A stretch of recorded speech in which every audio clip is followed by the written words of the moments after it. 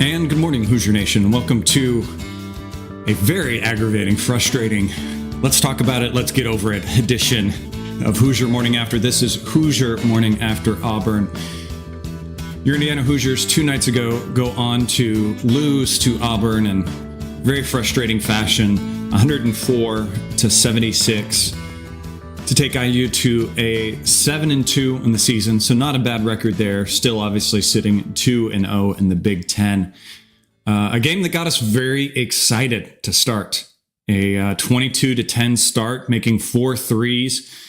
And then Auburn punches IU in the face. They started playing aggressive on defense, using that athleticism that they had against us in the guard position, both on the offensive side and the defensive side, really kind of discombobulating IU, doing some of the stuff that we kind of hoped and I had thought going into the season IU was going to be able to do defensively at the guard position with X and Trey, frustrating teams, making it difficult for us to get into our sets and everything. Auburn ends that first half on a staggering 42-12 run. In the second half, I will say IU did start to get going a little bit and tried to battle back to begin that half. But at that point, Auburn just started to make shots left and right, contested ones by IU, and just overall just showed the gap in athleticism we have at the guard position and where IU needs to improve the most. So gonna be an interesting one to talk about here, guys, kind of considering this the Band-Aid show, if you will. It's one we just got to rip off the Band-Aid and let that wound heal and throw the Band-Aid away and move on. So I'm your host, Chad Schwartzkopf, here with me always, Martha, the mop lady. We'll talk it out, we'll suffer together, and we'll move on. Martha, your opening thoughts on this game. Well, yeah, obviously disappointing. And, now that it's good to be a day removed from our normal get together. I think had it been Sunday morning, I think we both would have been maybe a little spicier in our feedback. Right. But I mean, it's still frustrating. It still burns a little bit. I mean, we've all had a lot of excitement the last 2 years on how the program has really improved, enhanced their non-conference schedule in terms of who they're playing and where they're playing, and a lot of these destination type games where we're going to New York City, we're going to Vegas, we're going to Atlantis next year. So we're putting ourselves kind of back on that stage. But when it comes time to perform on that stage, the results just haven't been there. And I think the concerning part is, this is just one game. And should we flush it? Yes, 100%, absolutely. But when you look at our performance overall in these types of games here in the last 2 years, it's been a very, very similar result. The team just hasn't been able to show up, and what's the why, right? We're clearly, the roster's not built quite yet to match up against these teams. And I mean, we could spend all day talking about why and how it's come and should it be, but we're just clearly we're not there yet. So how do you get this roster in a position to improve and play better in these types of matchups? I mean, we're still sitting 2-0 in the Big Ten. We've got another massive opportunity this weekend, but yeah, we're feeling good after 2-0 start. And I think Saturday leaves us scratching our head a little bit about what is this team? What really is this team? Because we've seen some good, and we've seen probably a little bit more bad. So it was a tough one, right? And and we're going to dig into where do we go from here, but that's kind of where I'm sitting, is kind of where do we go from here? Yeah. And it's tough to sit there and discuss it and argue it in your own head. I mean, I sit and will argue with myself that, well, this is year 3 of Woodson, and he's still figuring things out. He's still trying to construct a roster. He's still trying to build things up. Yes, like you said, I'm happy that he is being aggressive and wants to play in these big stage games and everything. And it's things like this that the team can learn a lot of things and can use some tape and everything. It just stings that this is the kind of performances we get on these main stages and everything. And I choose to be confident that we can build from this, and that the program overall will learn from this and everything. Because again, we are still new in this coaching staff's tenure, or however long we're going to see them here. the one narrative that I keep kind of seeing as well on Twitter and everything, and I agree with it to a degree, and I want to discuss this next, is you see a lot of people talking about how if we had X in this game, and I agree, X was definitely needed big time in this game. Would we have won if we had him? I really can't say for sure if we would have won, but I just think we need that kind of player in this game, especially from the guard standpoint, that could get downhill, that could be more aggressive. And in that second half, when we did start to make that little bit of run, it was because our guards started to attack and started to get to the free throw line and everything. And I think having X in would have helped that. And also just the chip that X has, that extra no that he would have said. He might have fouled out in this game, but he would have been that fire on the court. I didn't really see any players step up and say, no, you're going to punch me, I'm going to punch right back. I didn't see that kind of fight from them. I saw effort. I will say I saw effort. I'm never going to question effort out there, but there was that lack of fight. Your thoughts on missing X and just kind of that whole thing?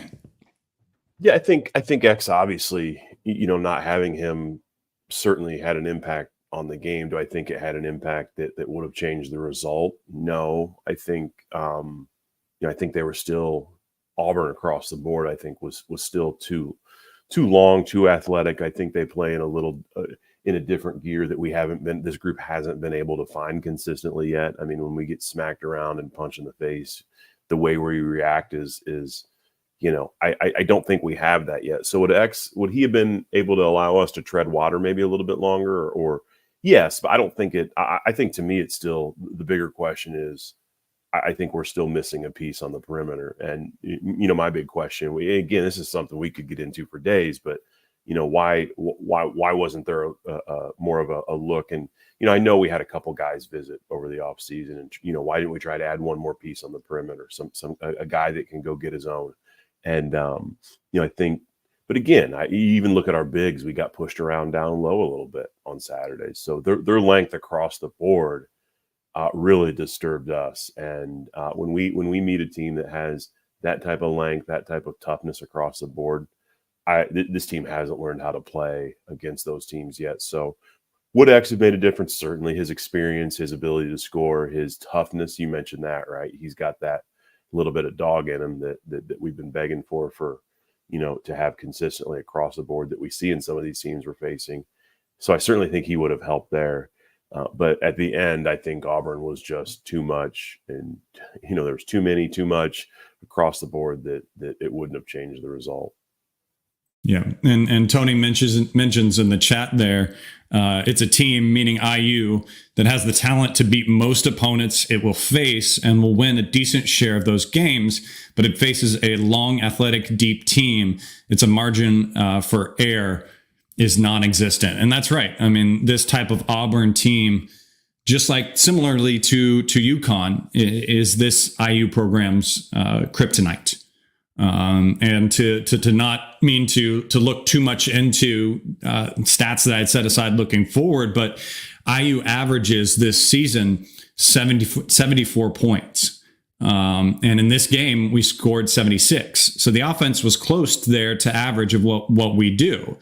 There's only two other games that IU has scored more than we did in this game, and that is the Wright State game and the Harvard game. So teams like this, it's a lot to do with our defensive side not being able to get those stops and struggling with that. Yes, the offense struggled as well, but it was a lot to do with that. And it was that first half run that kind of obviously buried IU. And my criticism to that was the benching of Trey Galloway.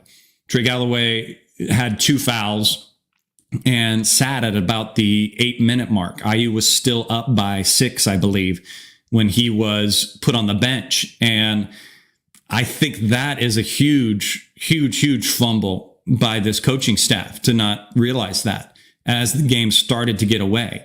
Immediately when IU was down by 10, he should have been right back in there. Because when you look at it, when you look at his stats, when at the end of the game, he didn't commit a single foul the rest of the game. He finished the game with 2 fouls. So that's a big misstep there. And in the second half, like I said, he started to come out with fire and was 3 for 3 from the field in the end, at least in the second half, I mean. And he had that energy, and we just needed to have better substitutions. And that's something, obviously, that's been a big frustration with the line substitutions that we've seen. We've seen that in other games where we had a good lead, and then the weird combinations have gone in there, and then IU loses a little bit of that lead, and the game gets a little bit closer. Your kind of thoughts on that benching of Trey and just the odd substitutions by the coaches this game? Yeah, I think, I think Trey's a guy that I think has earned kind of that trust level when he gets 2 fouls. I think he's a guy that certainly knows how to play within himself and be able to, he knows the risk with 2 fouls. So I think he's a guy that's not going to put himself in a position to get that third. I mean, there's risk on both sides, right? And coach has proved to be the guy that he's going to try to avoid the risk of leaving somebody on the court. And if they've got 2 fouls, he's gonna bench them. And the unfortunate part is, we were playing pretty well, and you make that line change, and the bench had a really good game against Michigan, and so I get maybe there's a newfound confidence, but just the wholesale switch to the bench is just you understand it against some opponents, especially early in the season when you're trying to get some guys some time but it's always this time of year that my thought has been try to shorten that bench a little bit, and not maybe make a just kind of when you're making those pattern them out a little bit, right? Just instead of making that wholesale change, just try to figure out a way to mix it up a little bit and bring a couple guys in and rotate them a little more, space it out a little bit. But it's just always this hockey style line change, and it's just.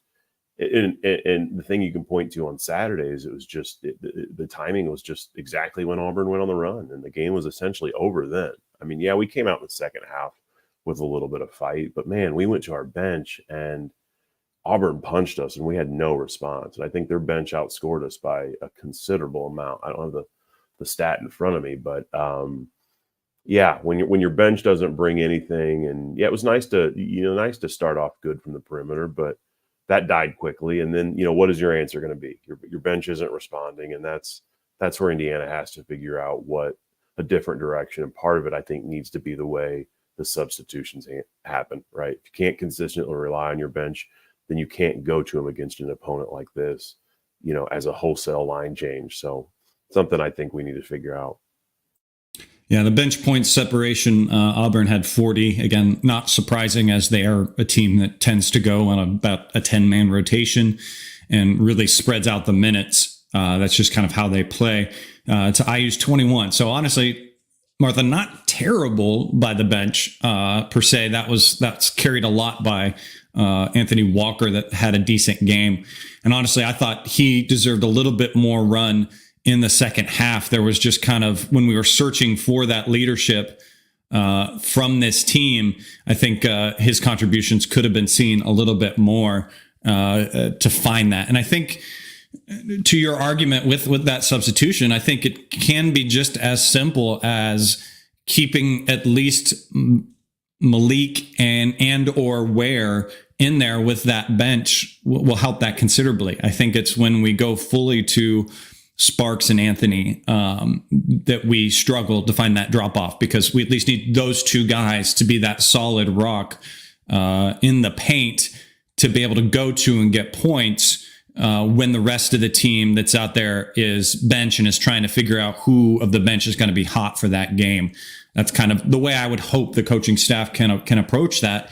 The front court overall, I thought was a little discombobulated. Obviously, IU's film is out there, and we're going to see that a lot this year, that they were quickly coming down and double teaming IU, and sometimes triple teaming once we dumped it down to the big guys. But I think it's a little bit of Trace Jackson Davis hangover that I would say that I just expected and hoped to see one of the big guys kind of step up and go, no, you're going to come like that. Well, I'm going to at least try to get mine. and go at that double team and get in foul trouble, because that's the kind of thing we saw from Trace Jackson Davis in the past when we had games where IU would get down and everything. He was that player to get more aggressive in the face of that adversity. But very kind of interesting mix from these guys. While Ware had a good first half, he didn't take a single shot in the second half. He did get fouled and get to the line, but just not many attempts. And I think that was a struggle from the guards to get it down. Ability for him to go get his and that aggressiveness. I don't know. What were your kind of thoughts on the front court in this game? Yeah, I think the pressure that gets put on those guys when, the perimeter, the perimeter scoring is such an issue, and there's really no threat of scoring from the guard position. Those guys have a ton of pressure. But then, you talk about that pressure, and you just mentioned it, right? Getting, what Khalil Ware had shot the ball 8 times, and yeah, he just went 2 for 8. But man, I just feel like, to your point, the offense needs to be running through Khalil and Malik, and I think Auburn made them really uncomfortable. I think their length made them uncomfortable. The looks weren't as clean as I think those guys have sometimes gotten. That being said, I feel like they should still get their looks. They should still be, offense should be running through them. I think they're going to get to the line. You mentioned it. What'd you say? 8 for 8 from the free, or what? I don't know. They got to the line, right? Even though they missed some shots. So it's just, I just felt like the offense should have run through them more. I don't think they got enough shots off, especially when the perimeter guys are struggling so much. So credit to Auburn, I guess. And because they certainly made things uncomfortable all over the place. And Indiana just didn't have an answer across the board. I thought this was a game that another opportunity for Khalil and the league to kind of make a statement. Unfortunately, that didn't happen, but I also wonder why they didn't go more looks down there. And, only thing I can say is just credit to Auburn for making things uncomfortable, making it tough. And it even seemed like at times we struggled to get them clean looks, get the ball down to them down low in a good position. So scouted well. I mean, you have to give credit to Auburn and Bruce Pearl for making things uncomfortable. They were going to let IU shoot and make perimeter shots. We started the game off hot, then it went cold, tried to go through our post, and they made that job really, really tough. So just no answers on Saturday, unfortunately. Yeah, and one bright spot I will say, kind of finishing up talking about players that we saw, and he's getting obviously a long run because of X is out, was Gabe Cupps. I thought he had a decent game, a good enough game for him. He's going to struggle a little bit against some of these guards like this that are just more athletic than he is. They were able to get past him a little bit, but that's going to happen. We've got big guys that can protect him when that happens. But what I really liked to see from him in this game was that he was able to get some confidence on offense. He looked more confident, looked at the basket a lot more than we usually see him do. A lot of times he's just in there kind of as that facilitator, and especially when X is healthy and out there, that's all we kind of need from him, is to be that facilitator. But it was good to see him get some for himself this time, scoring 11 points on 4 for 6 from the field, 2 for 3 from 3. So that's a nice little contribution from 3 from him. Did miss his first free throw. I listened to Don and Eric synced up to the game, and Don is taking credit for that, as he gave him the radio kiss, as he likes to call it. But I like his game. No turnovers from him, 2 steals, 5 rebounds, 2 assists. Obviously, I'd like the assists to be up a little bit more, but that's a great stat line for Gabe Cupps and for a freshman, and something that I'd like to see him repeat. He can repeat those types of games and everything, and that's going to be a good contribution for IU. Your thoughts on Gabe in this game? Yeah, I think Gabe gets, you look at the box score, and we've talked a little bit about this, but it's like, where's the offensive production? That's not Gabe's game. I think Gabe's going to get you some points, and he's going to knock down some open looks occasionally, but Gabe's at his best when he's surrounded by guys that can score. He's going to get them the ball. He's and to what he's being able to do as a freshman and go out and play 30 plus minutes consistently with X being down. I think that's him at his kind of his ceiling. And if you put some scorers around him, a couple, a shooting guard that can score, and I think we've got the front court. I'm sure we'll get to talk about our defense a little bit. That's obviously lacking. But when Gabe's, you look at him in high school, right? He had a loaded team. He had, I think he played a lot with Reed Shepherd, who's down at Kentucky. But consistently, his Centerville team over in Ohio, he was always surrounded by D1 talent. And at the high school level, that's obviously a massive advantage. But his ability to get those guys the ball and spread out that scoring with those guys, it's solid, right? So when you're lacking scores and your point guard doesn't have that scoring ability, you can see him somewhat as a disadvantage at times. But man, once we get some guards, some perimeter players around him that can score, I think you're going to see the max value of Gabe Cupps. But what he's being able to provide now in the absence of X is massive. It's going to be massive for his experience. And I think he's playing really, really well, all things considered. Yeah, just kind of rounding up, kind of lump the rest of the players that we haven't talked about into. I think McKenzie had an okay game, had a decent game, 10 points, shot a lot of threes, didn't quite make them. Continues to be perfect from the free throw line, 4 for 4.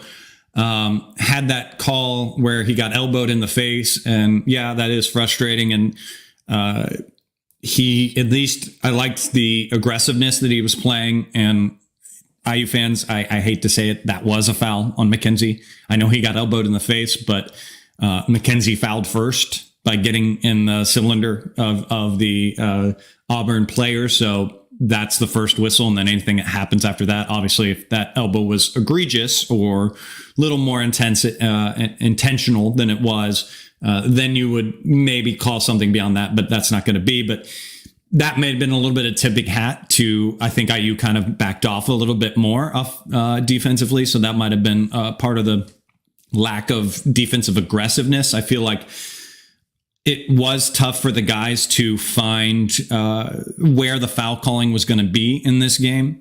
I think Auburn really kind of set the tone early on that, being aggressive on defense themselves, and with all their players kind of playing that aggressive defense, allowed them to get away with some a little bit handsy and a little bit more aggressive defense, whereas Indiana on the other side seemed to get called for a little bit more than Auburn was. And I think that might have discombobulated them a little bit.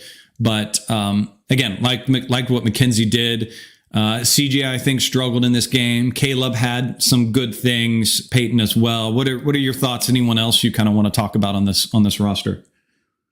Yeah, you mentioned it's just trying to find some consistency from CJ and Caleb. I thought CJ had one of his poor performances. He almost seemed disengaged, and I don't know if it's the looks weren't falling, but defensively he kind of looked lost to me.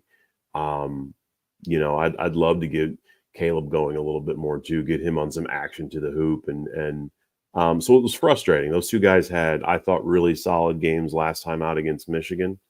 But this isn't Michigan, right? This is Auburn. And this isn't, I would say it's an average. You look over the course of the last 5 years, it's kind of an average Auburn team. And maybe they'll turn out to be really, really good. But I can't remember if they were ranked or not, but they've lost a couple games early in the season. So, it's not like it's a top 5 Auburn team. And so it was one you just hoped we would come out and compete. And we did to start the game, but we go to the bench, we get punched, and their length continues to bother us the entire game. We really had no answer. And part of the frustration, I think, was just when we did turn to the bench, those guys just really didn't have a whole lot to give us. And we could talk for days about the why behind that, but CJ Gunn's just a guy that has been around long enough. He can shoot. I'm starting to feel like how we used to talk about Tamar Bates. It's like, and CJ's not even pulling off those Tamar every once in a while 20-point performances. And maybe that's asking too much of CJ, but he's a guy that when you look at the way we struggle on the perimeter, there's so much opportunity for somebody to step up and knock down some perimeter shots. And he's a guy that can hit those shots. And it's just why why aren't those going down? And yeah, he only got 2 off in that game, but I don't think there was much advantage keeping him on the court because he looked lost defensively. Mm-hmm. As did a big chunk of the team. So yeah, just kind of a step back, and it's tough. I think the good news is we get a really, really, really good Kansas team at home. So hopefully, being in that atmosphere on our home court provides some confidence for some of these guys to step up, because we're not going to have a successful season unless some of these bench guys get a little bit more consistent, and guys like CJ and Caleb who've been around for a little while. So yeah, just hoping we see more out of those guys consistently. Yeah, the door is open. The opportunity is there, and the guys just have to seize it. And I think they're trying to seize it. I think who knows? You got to be a sports psychologist to fully get through that or figure that out. And I pray that they do. And I'm going to be confident and keep positive that they will, and someone will step up and find that position for Indiana, and they'll figure it out. Looking at some stats in this game, some that are the ones that are kind of glaring to me, obviously, is points off of turnovers. Auburn 15-2. Layups for Indiana was quite a struggle. Obviously, some of that really high pressure defense that they played is what played into that. IU was 13 for 25 on layups, and IU also got beat on fast break points 20-10. An interesting stat as I kind of dug into Auburn's things a little bit, they're kind of known as a high volume 3-point shooting team, and that was kind of part of their downfall when they lost the game right before IU against App State, was that they took so many 3-point shots and did not make them in that game. And also probably a contributing factor to why they were so aggressive in this game, coming off a loss. They were wanting that win. But on the season, Auburn, coming up to this game, they averaged 29% from 3-point. And in this game, they shot 48% from 3. So add the different contributing factors into that, and then put that icing on top of the cake, and you're not going to see that. You're going to see an outcome like you did, obviously, in this game. So shooting a little bit outside of their norm doesn't help things. Any stats that stand out to you? Yeah. There's a couple. I mean, when you mentioned 3-point shooting and the one glaring stat, and it's I think we can discuss on how impactful it is, how impactful it will be, and what, if anything, we can do to counter it. But Indiana is being outscored by an average of 15.6 points from the 3-point line this season. That's a massive disadvantage, and it's especially, and that's where I think a team that can match our length and athleticism down low. So I think it's really concerning about what we do against opponents like that, right? Because I don't see that changing. I think our guards are what they are, and I think we're always going to be at a disadvantage on the perimeter in terms of 3-point shooting. So what can we do to counter that against a team of length right now? And I think the quick answer is what do we do on the defensive end? Because I just think we made their lives really, really easy. I mean, they went on a 42-12 run. And I think what they score almost 1.4 points per possession. That's way too easy. And that's when it comes down to just how do you react when you get punched? And we have way too much athleticism, way too much length to make things that easy on an opponent, regardless of who they are. We want to play on this stage, and it is year 3 of Woodson. You've got to start figuring out a way to actually respond in these situations, to punch back a little bit in these situations. We can talk about how we're not quite there yet from a roster standpoint, but how do we get there? I mean, because there's going to be some attrition going into next year. And how do we get Indiana in a spot where we can line up against teams like this? Because the landscape's different on how you construct a roster, and Indiana's got a lot of advantages in that area to be able to go out and build a very, very solid roster with a good mix of recruiting and the NIL. And right, we've got we've got those tools at our disposal. We've got the same tools that Auburn has at our disposal. So how do we match, that level of play on this stage with a roster competent enough to do so? So yeah, that's a long way of answering it. And I'm just kind of scratching my head about like, how do we get there? Right. And maybe I'm overthinking it, but yeah, Saturday was just kind of a stark reminder that we're nowhere close. Yeah, it's one that this coaching staff needs to learn from. A lot of reflection on their part needs to happen, and obviously we'll find out how those changes are going to come when IU lines up against Kansas coming up on this Saturday, and you hope for a good answer to that. Obviously, Kansas is going to come in with a lot of talent and wanting to win. They've played. Self has played at Assembly Hall a good amount. Hunter Dickinson, which I'm sure the student section is going to be firing at, knows what it's like to play in Assembly Hall, and we're going to learn some things from this. We'll see who comes out aggressive, who comes out fighting, who was not happy with what happened before. Obviously, all of them are not going to be happy, but I want to see you translate that emotion, that frustration as an IU player out on the court and take it out on Kansas and see what's going to happen. But again, just another game that shows that IU, like you said, is still a step back as far as that recruiting thing. And I don't know if it's maybe we didn't cast a large enough net in the off season, and we're putting too many eggs in too few baskets going into this, and hopefully they can learn from that, the coaching staff, on a few of the recruiting misses that they had, and we find what we need. And then again, it's just overall that horrible hand that happens to some teams of tough injuries and everything. But let's learn from this one and let's move on. But going into this, obviously, this Kansas game, not many tickets going to be open in this one. But if you do have a ticket available, Martha, tell them what they can do with them. Yes, and I don't, you mentioned the students. I don't think there is going to be a student section on Saturday. I think that's break. I think finals week. I think, if I remember correctly, I think that I read. Think they are done. That's right. Yes, I think that. So that doesn't mean the atmosphere. I think people are going to be jacked up regardless. But for those that are going, I think it's just a challenge to bring up the energy level just a little bit. And you mentioned, so yeah, obviously Kansas is big on Saturday. I don't think that, us at the Hoosier Ticket Project are going to get a ton, but when we get past Kansas, we've got a lot of holiday home games that folks that might be traveling that have tickets or can't use them. Obviously, we've got a lot of families that would make their Christmas, make their holidays.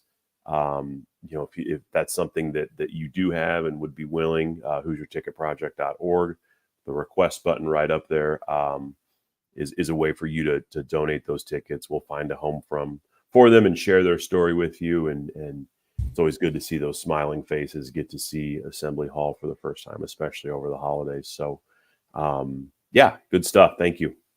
Yeah, and that being mentioned too, I'm one as well that's going to take advantage of those holiday things. I'm going to be up in Indiana visiting family over the holiday, so I will be getting myself to that game on the 29th. So look out for tweets and stuff as I'm around for the game. I'd love to meet up with any of you fans. If you see me at the game and everything, come on up. I'm going to have my Hoosier Morning After stickers with me. So come up and see me. I'll give you a sticker, that kind of thing. But yeah, exciting situations. This is obviously not the type of game we wanted to see. It's a game that if you had to say, I knew was going to happen for IU. Obviously, we weren't fully confident overall that this was going to be a W for IU going into this, but we didn't expect an effort and how we got to that loss to be the way it was. So we move on. We feel better about things, and we learn from it. Martha, just one last kick to you for your kind of closing thoughts on this. Yeah, we talk a lot about response, and who better to respond against than a team like Kansas, right? I think you can make a lot of people forget about the performance against Auburn if you come out and play well against Kansas, right? We've got a lot of talent on our roster. I know we talk about recruiting and stuff. It's not like we don't recruit well. We do. We put really solid classes together. It's just, we look at kind of some of how they've performed thus far. A guy like McKenzie and Baco, who's been a little bit inconsistent, who came in with all the stars and rankings in the world, and just, it's where do we add pieces, right? And I think that's the question. So I don't think Indiana is in a position where they're not recruiting well. I think they are. It's just, trying to decide what pieces to add when. And I think that's been the challenge a little bit. But I mean, this roster has some talent, right? And, they're going to have to kind of dictate the style of play, the pace of play, if they want to be successful. Part of that's going to be defensively. There's got to be better rotation, better effort defensively. And Kansas is, they're everything that Auburn is and more, right? They've got the length, they've got the toughness, they've got the experience. So it's going to be a significant challenge for Indiana. But we're also inside of Assembly Hall, and we know what special things can happen there. So my ask this is a huge opportunity for us to improve our data with the computers and all that good stuff. So a big opportunity on a big stage for this program. And we're a team with you look at how we performed and what the data says about us. This win would do a lot to kind of alleviate some of those challenges when it comes to that data. So big opportunity. Just my ask is everybody in attendance just kind of cranks it up a notch and get behind this team. And at the end of the day, we're 2-0 in the Big Ten. So, I think we've got still obviously a ton to play for. Saturday was salty, but it's onward, and it's all about how we respond. So looking forward to Saturday. Yep. This is a game. Obviously there's a hole punched in the ship. The ship isn't sinking yet. We can patch that hole. We can move on. We can take a big step forward this coming weekend. And while it may not lead to a win, what I at least want to see in this team is a different way, a different fight, a not give up, a chip on the shoulder. If we are down, if it is getting close and everything at the end, let's go out swinging. Let's foul out a few. Let's get a tech, Woodson. Let's see this team fight. Let's see them punch back.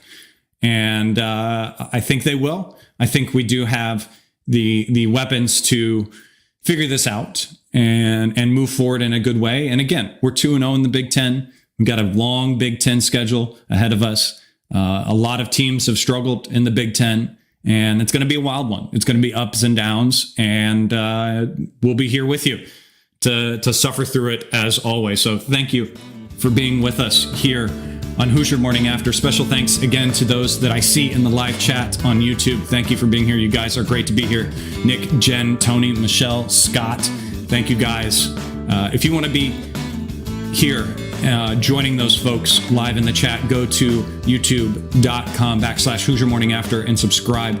There you'll see when we go live and everything. Also follow me on Twitter at General Chadwick. There you can find out information when we're going to go live. Also follow Martha at the Mop Lady on Twitter as well. Special thanks to Bob Thompson for producing the music you hear on this show. We'll be back again the morning after next game. Until then, guys, go out there, have yourselves a wonderful day, and let's go Hoosiers.